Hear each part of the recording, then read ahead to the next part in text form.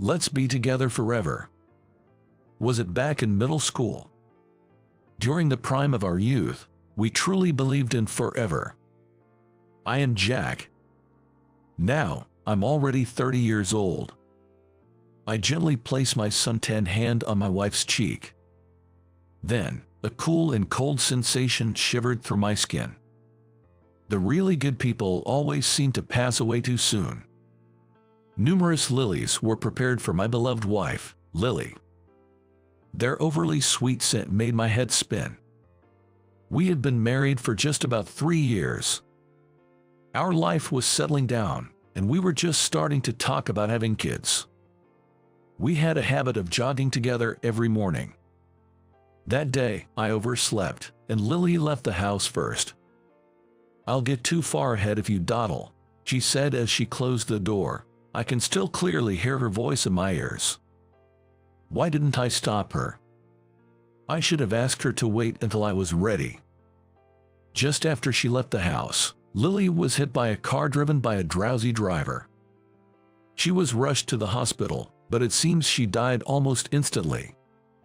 She will never wake up again. Lily is dead. She looks so beautiful and just sleeping in her coffin.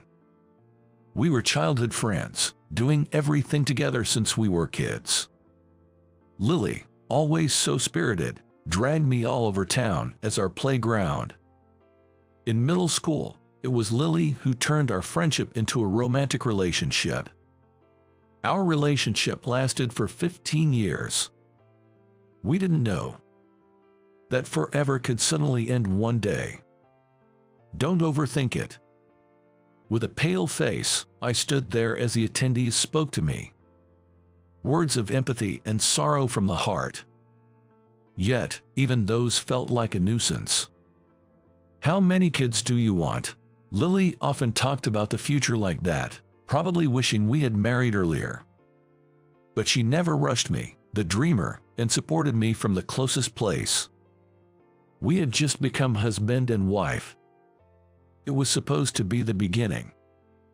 How should I live now? I don't know a world without Lily.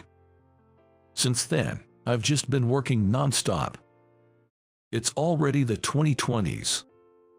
No one says can you fight 24 hours anymore, but I have nothing else but to immerse myself in work. If I stop for a moment, the unbearable reality hits me like a wave. Naturally, I quickly wore out my body and visibly lost weight. Only my eyes shone brightly, and in the mirror, I looked almost like a beast. How should I live? This question has been running through my head since the funeral. Maybe there's no answer. I continue to punish myself day after day. Then, one day, today, my body feels heavier than usual. Thinking of getting some fresh air, I slowly stood up. At that moment, everything went dark, and I collapsed. "Jack, are you okay?" "Hey, Jack." I hear my boss's voice from afar. But I don't have the strength to respond. Maybe it's not so bad to go to Lily. Thinking such thoughts, I passed out. When I woke up, I was in a hospital. Where am I? Reacting to my voice, the white curtains around me were swiftly opened. "Did you sleep well?" said a kindly old man. "He is probably a doctor at this hospital. It seems you've been quite exhausted." "Yes, but I need to get back to work." As I tried to get up, the doctor raised his hand in a gesture of caution. "You shouldn't overdo it at a time like this." Lying in bed, I listened to the doctor's words. It seems I need a long rest. I felt something akin to despair. If I don't immerse myself in work, I'll have to face what I don't want to think about. It's not that the doctor is wrong. But please, don't ask me to do something unreasonable. After a while of resting, I went straight home. Facing the empty room, I whispered softly, "I'm home." The words vanished into the air like smoke. Resting, but what should I do? Rubbing my chin where a bruise had formed, I threw myself onto the sofa. Then, I noticed the bookshelf in the living room. There were the historical novels and fashion magazines I loved to read, and Lily's favorite books with stylish covers lined up tightly. Among them was one book that somehow caught my interest. I got up from the sofa and picked it up. Complete Guide to Hawaii. That's right. We had planned to go to Hawaii during this year's Christmas holidays. The cover depicted a deep blue sea. A book forgotten as if it had lost all its value. Feeling sorry for it, I brought it to the bedroom and started to read it while lying down. Sparkling sandy beaches and water surfaces that seemed to melt into the sky. Hawaii might not be bad.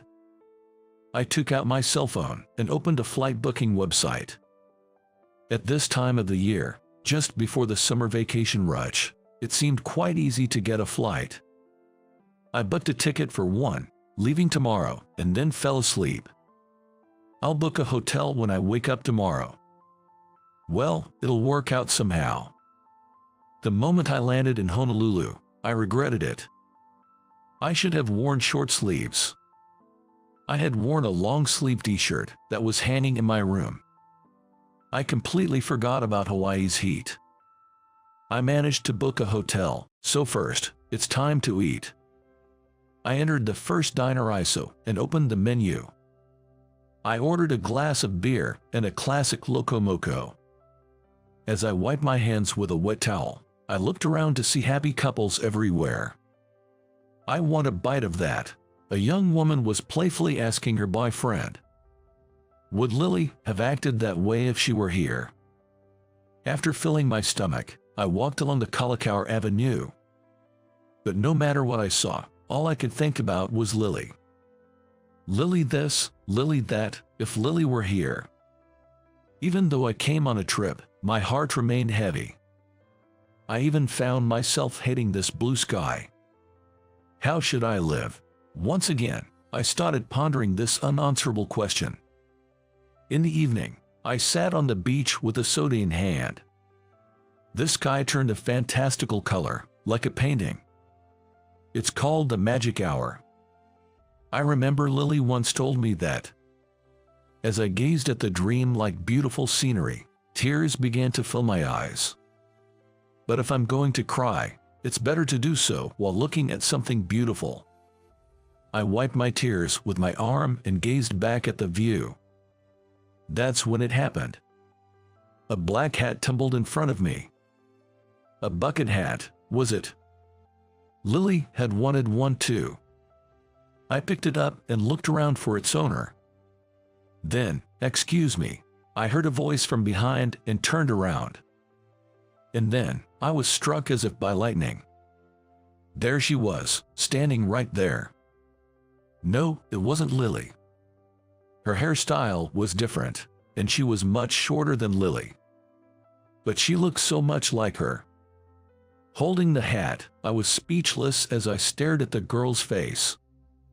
Then, she too looked startled. You can't be. She covered her mouth with both hands and stood frozen in shock. We stared at each other, frozen in place. You are. As I began to speak, a man's voice called from a distance. Hey, Emily. Hearing that, the girl seemed to snap back to reality, snatching her hat from me. She bowed quickly and ran off in a hurry. I watched her retreating back. Who was that? Lily had no sister. Then why did she look so much like her? Before I knew it, my tears had completely dried up. Maybe it was just a hallucination, my brain creating images of Lily. Forcing myself to accept that, I headed back to the hotel dejectedly. The next morning, I went straight to the beach after waking up. The early morning sea was refreshing. Standing in the water up to my waist, wearing my clothes, I felt a cool breeze. Memories of the years Lily and I spent together came flooding back. She was always my biggest fan and supporter. Where do abandoned dreams go? Will I forget them someday? As if to shake off those thoughts, I took a deep breath and dived under the water. Even if today is a bad day, tomorrow can surely be a good one. That was Lily's favorite saying. Hey Lily, it's been a while, but no good days have come. I wanted to be with you forever. It was a short trip to Hawaii. While waiting for my luggage, I looked at the photos I had taken on my cell phone. I wished I could have shown them to Lily. After a while, my luggage arrived. Then, I heard a familiar voice. Hey, Emily. It was the same voice that had called out to the girl on the beach. I looked in the direction of the voice and saw a familiar black hat. Our eyes met Lily's look-alike. She was on the same flight. I hadn't noticed at all. Such a coincidence, I thought, when... Hey, isn't that you, Jack? The man who had been with the girl approached, calling my name. It seemed he was an acquaintance. As I racked my brain thinking, who was it again?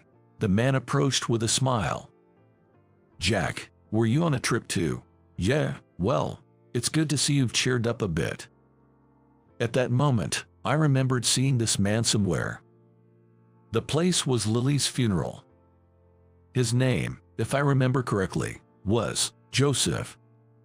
He was a distant relative of Lily's. Then, this girl must be.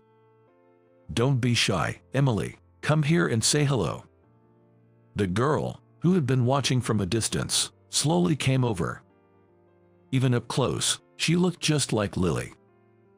I couldn't help but keep my eyes on the girl's face, wondering if it was rude. Jack, this is my daughter, Emily. She's in middle school and a bit shy around new people. Emily glanced at me, then shyly lowered her gaze and gave a small nod. I turned to her father and asked a question.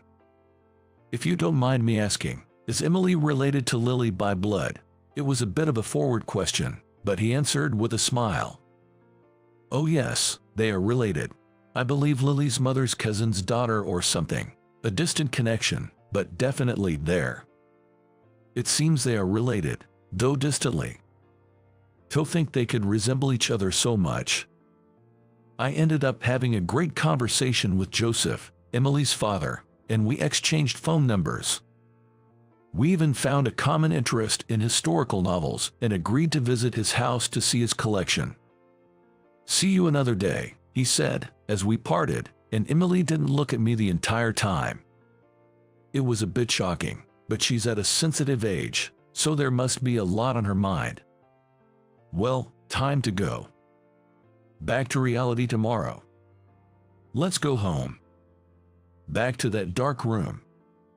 A few weeks later, on a Sunday, I was invited to Joseph's house. After driving for about an hour, the navigation system announced my arrival. Welcome, come on in. A house in the suburbs. Joseph ushered me in, and the interior was neatly organized. Wow, this is amazing. His prized bookshelf was filled with a vast collection of historical novels. This is just a part of my collection. Wow, that's incredible. Then, I heard the front door open. Dad, I'm home. Who's visiting? Emily, apparently returning from an extracurricular activity, entered the room. Hello, Emily. I greeted her, but she quickly averted her eyes and left the room. Emily, sorry, Jack. She seems to be nervous around you. No worries at all. Then I noticed a photo frame displayed nearby. A young Emily, Joseph, and a boy with a woman around Joseph's age. Oh, this is my late wife and son. He picked up the photo frame, and the siblings looked so much like him. His wife, too, had an aura similar to Joseph's, probably from years of being together. Emily was just in elementary school when they had an accident. An accident, huh? Just like Lily. That's why, I understand what it's like to lose someone important. Even if you love them, even if you care for them, goodbyes always come suddenly. Then we talked about the loved ones we've lost, comforting each other in our shared pain. occasionally picking up a historical novel. Since then, I've started to visit their house more often. However, Emily continues to avoid me. One day, when I pressed the doorbell, it wasn't Joseph who answered, but Emily. Dad's gone to buy coffee. Please, come in. Saying this, Emily opened the door, her gaze downcast. Her expression and even her voice were so much like Lily's. But I shouldn't stare too much. I don't want to be disliked even more. Emily led me to Joseph's room. Then, a familiar word from the living room caught my ear. It's decided. Nose writing. I couldn't help but peek into the open living room, and there I was on the TV. A surfing competition from a few years ago. Back when I was still chasing my dream. Yes, I was a surfer, a regular at world competitions. Were you watching this? Emily, with a panicked look, turned off the TV with the remote. Emily, awkwardly looking down, remained silent. Her demeanor reminded me so much of Lily when she was downcast, it made me unconsciously soften my expression. Do you like surfing? When I asked, Emily nodded slightly. Did you know about me? After a moment of silence, she said. I was so surprised to find out we were related. I used to watch your videos a lot, so I couldn't talk to you properly. So that was it. The question I had been wondering about was cleared up, and I felt a wave of relief. I wasn't disliked after all, which was really good to know. Suddenly, Emily, who had been looking down, lifted her face abruptly. Are you not going to compete anymore? No, I'm not. I replied with a powerless smile. I only managed second place in this competition. Anything more is just out of my reach. The dream I had been chasing. The dream that Lily had watched with me. It was to win the world championship and become the world's #1 surfer. But Lily is no longer here. I don't need dreams anymore. But, sorry, I'm late. Joseph, seemingly just back from a run, hastily opened the door. Then Emily stopped speaking and abruptly returned to her room. She seemed like she wanted to say something.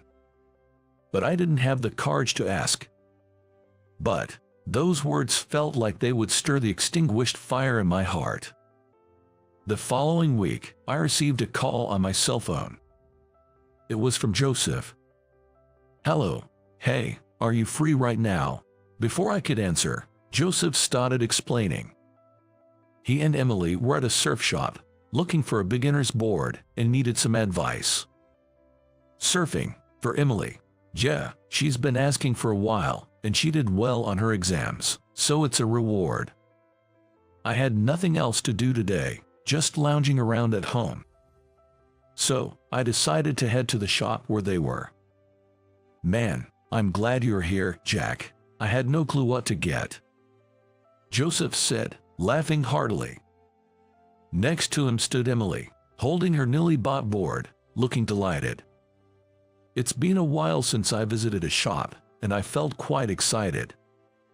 As we were about to part ways, Emily stopped me.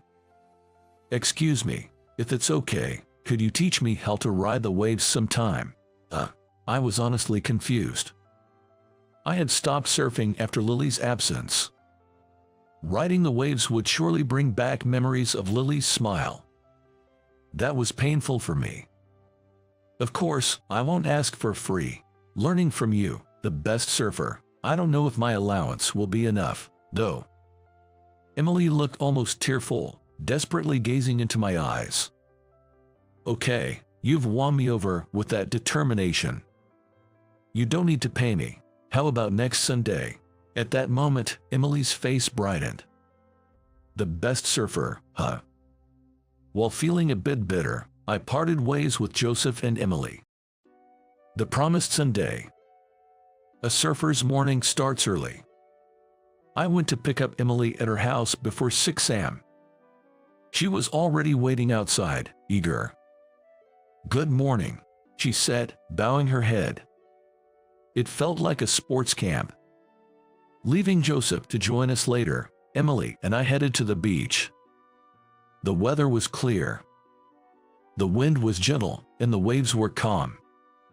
The conditions weren't bad for a beginner. They weren't enough for me, but well, I'm not the one surfing. Emily, dressed in her wetsuit, was beaming, and that made me happy too. She's a quick learner, absorbing everything I taught her. Let's take a break for now. After spending some time in the sea, we went back to the car and ate sandwiches we'd bought on the way. Emily seemed to be getting more comfortable with me, starting to share things about herself. She talked about school, her extracurricular activity, her friends, and how she got into surfing. Surfing. My brother loved it. He used to watch your competition videos a lot. Emily was very close to her late brother, and her stories of him were tinged with sadness. Maybe it's rude to ask, but what was Lily like? Lily was. This sea breeze caressed my face. I remember talking like this on days with weather like this. Lily was my everything. More important than anything else, even more than surfing. I felt a twinge in my nose. I thought I had cried all the tears I had, but apparently there were still more. Are you really done competing? Such a straightforward question from a middle schooler. I, now a cunning adult, just smiled ambiguously to dodge the question. After lunch, with Joseph watching over us, Emily and I enjoyed the sea for a while longer. Since then, I've been to the beach several times with Emily and Joseph, carrying our boards. Emily had a great knack for surfing, improving interestingly fast. Each visit to the sea, I felt something stirring inside me. But I pretended not to notice. Passion, dreams, I thought I didn't need them anymore. Then, one day, "Jack, did you see that?" "Yeah, I saw it. Great job." Emily was attempting tricks that even intermediate surfers struggled with. I was amazed at how good she had become. "Now it's your turn, Jack." "All right, watch this." I caught a wave and stood up on my board. But then, maybe due to fatigue, my vision blurred. For a moment, I lost strength in my legs and nearly fell off the board. That's when it happened. "Go, Jack, don't give up," Emily's cheering echoed in my ears. I regained my balance and executed the move. Or at least I thought I did. But I slipped off the board and crashed into the water. I showed a bad side of me there. My training lapse had clearly weakened my stamina. I flopped down next to Emily sitting down on the sand. "Damn, that's frustrating," I said, trying to lighten the mood, and Emily responded, "Don't worry, Jack. Even if today was a bad day," my heart skipped a beat. Those words were, "Tomorrow will surely be okay, Jack. You are a hero to surfing fans." Those were Lily's words. Words she had said to me dozens, hundreds of times. Unable to say anything, I just stared at the sand at my feet. How should I live? A question that had been on my mind ever since Lily was gone. I knew there probably wouldn't be an answer. But still. Yeah, tomorrow will surely be okay. I stood up abruptly and dived into the sea. My overflowing tears blended with the water, becoming one with the sea. "Hey Lily, I don't think I'm ready to move on yet. But I want to be okay, little by little, tomorrow, and in a year, in 10 years. I want to live a life that wouldn't embarrass Lily. I want to show a cool side of myself to Emily, who has become like a sister to me, someone who shares Lily's words with me. Can I dream again?" As I floated, carried by the waves, I asked this question to the sky. Several years later. "It's all thanks to you, Jack. To think we could see such a view," Joseph said, his eyes moist, as he watched his daughter laugh on the podium. In Emily's arms was a photo of her mother and brother. Since then, Emily had improved remarkably and was now competing for medals in junior tournaments. The medal shining on her chest was silver. Her challenges would probably continue. It's all because Emily worked hard. She resembled my dear wife so much, my sister in arms. When I first met her at the sea in Hawaii, I never imagined things would turn out this way. How should I live, continuing to share in Emily's dreams? That kind of life would be nice. But as for me, come on, Jack, it's almost time for your award ceremony. I'm on my way. I was close, but not quite there for the championship. However, I can still do it. The dream Lily and I watched together. I will make it come true someday. So watch over me, Lily. I will continue to live with my dreams. Last year, my mom collapsed at her workplace.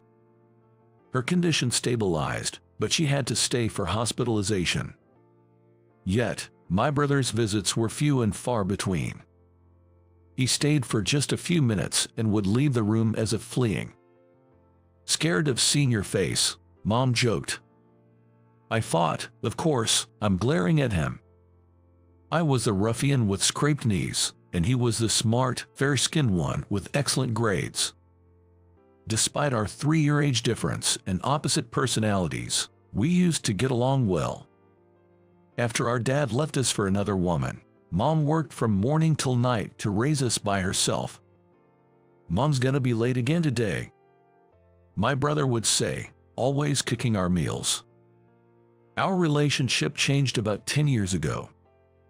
It started when my brother got married. We're expecting a baby. He introduced his beautiful wife. But her personality was ugly. Single moms are like worker bees, always busy working or they'll die. What did you say? Don't mock our mom. Whoa, is this what they call a mama's boy? Typical of son from single-parent family. That was our first meeting.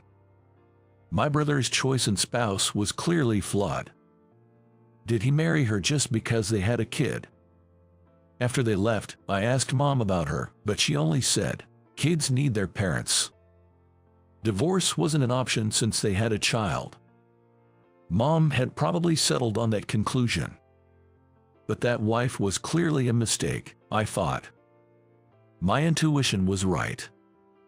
My sister-in-law always ridiculed single-parent families, boasting about her happily married family.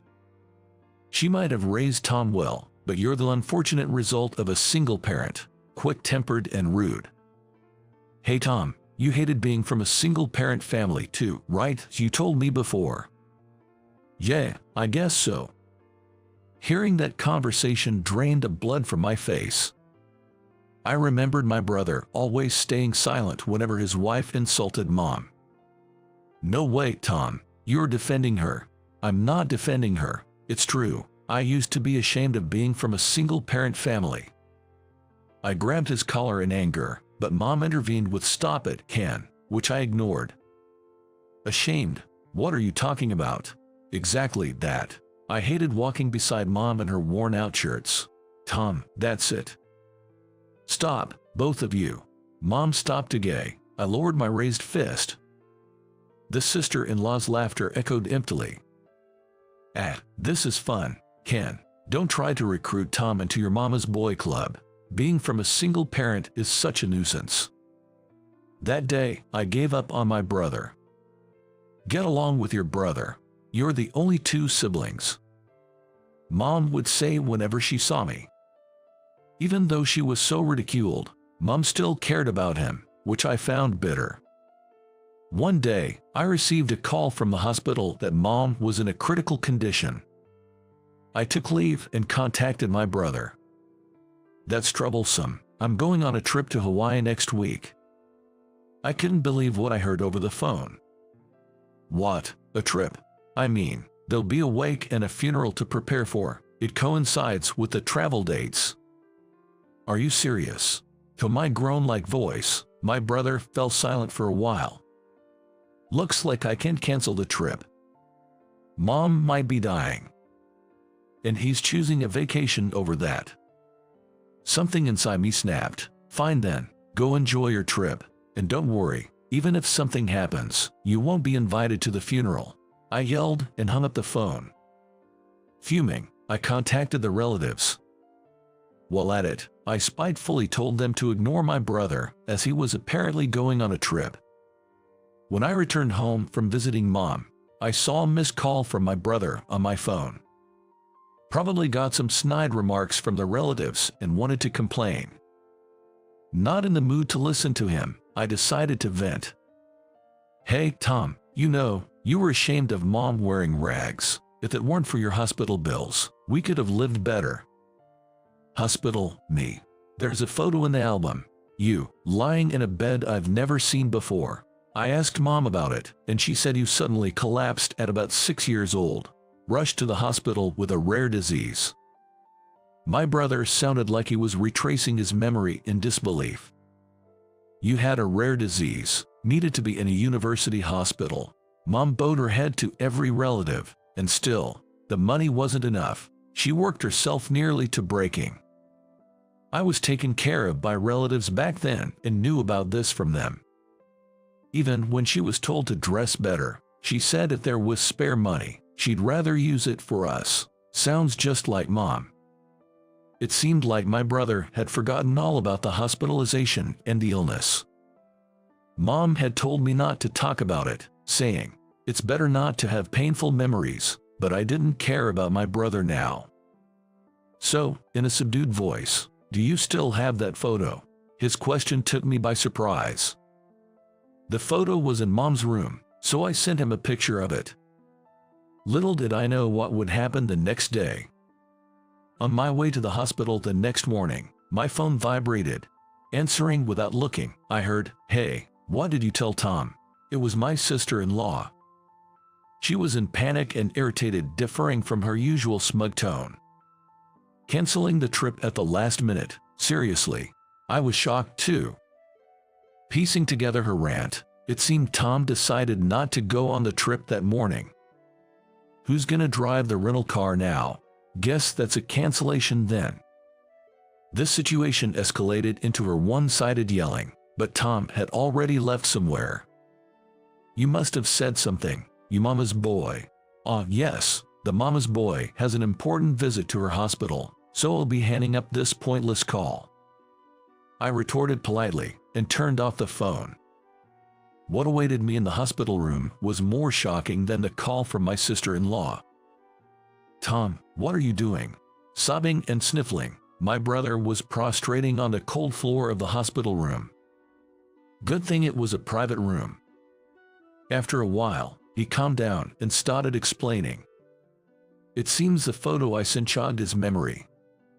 Realizing my story wasn't a lie, he remembered how horribly he treated Mom. And he came to apologize.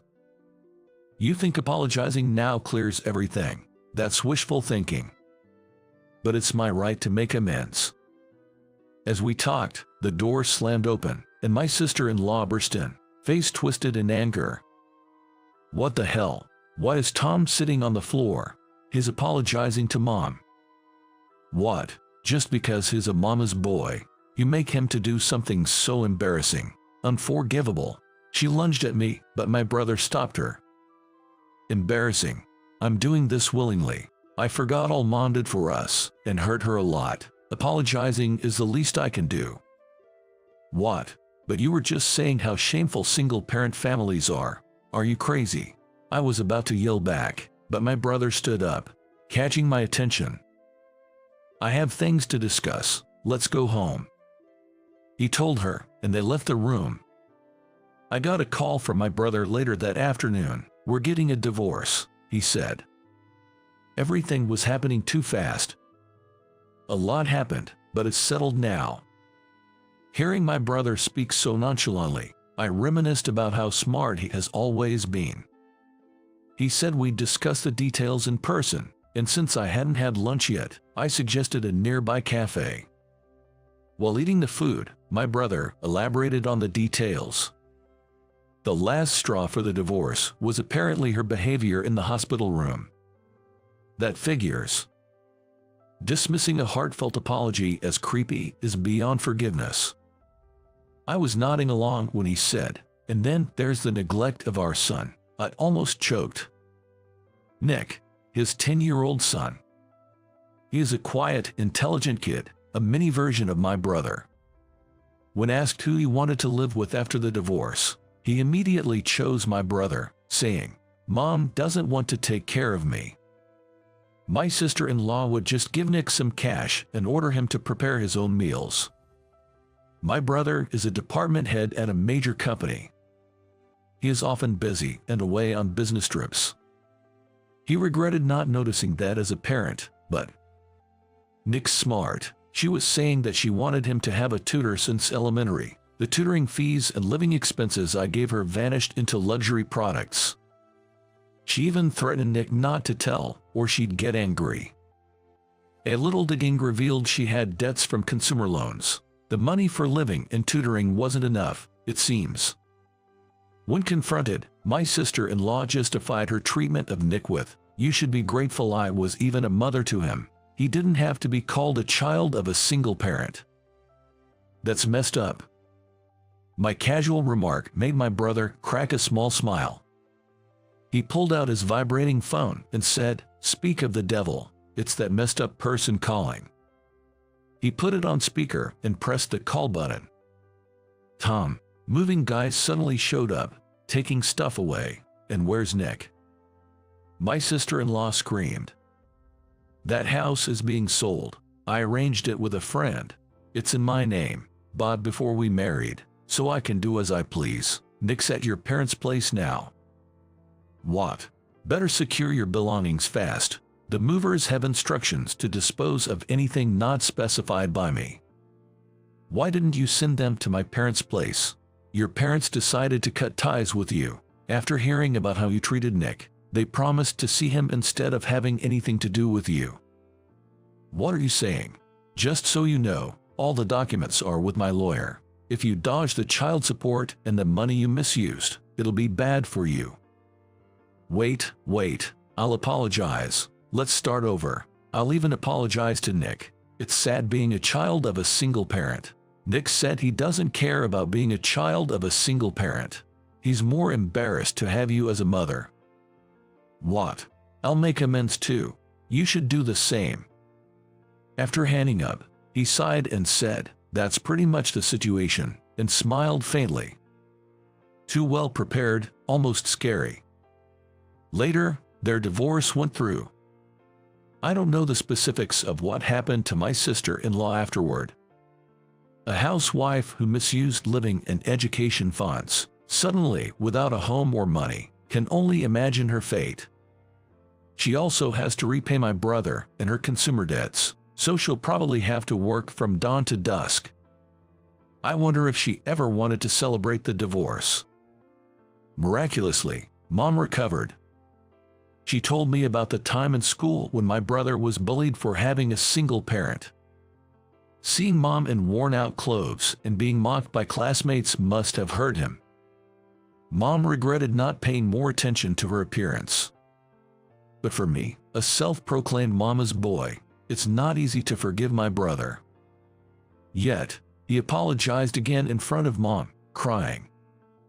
The relatives know about his past behavior, so he'll face their stern looks. He has to mend the relationship with his son as a father. Regaining lost trust requires extraordinary effort. I'm happy enough as long as you two get along. Mom laughs, and I think I should help my brother out once in a while.